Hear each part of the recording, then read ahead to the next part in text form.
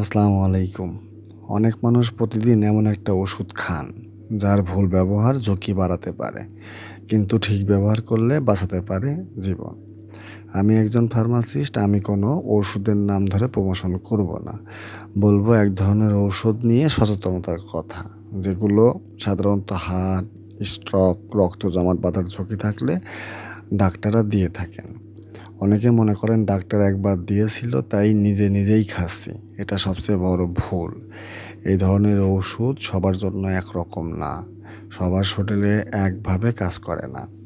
এই ধরনের ওষুধ নিয়ে সচেতন যদি না থাকেন, তাহলে দেখা যেতে পারে অপ্রয়োজনীয় রক্তক্ষরণ, আঘাত লাগলে রক্ত বন্ধ হতে দেরি হওয়া, অন্য ওষুধের সাথে সমস্যা।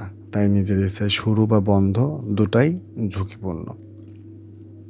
বিশেষ করে যারা নিয়মিত একাধিক ওষুধ খান, বয়স একটু বেশি, পেট বা লিভারের সমস্যা আছে, আগে রক্তপাতের ইতিহাস আছে, তাদের ক্ষেত্রে ডাক্তারের পরামর্শ ছাড়া সিদ্ধান্ত নেওয়া ঠিক না। সবাই ভালো থাকবেন। আল্লাহ হাফেজ।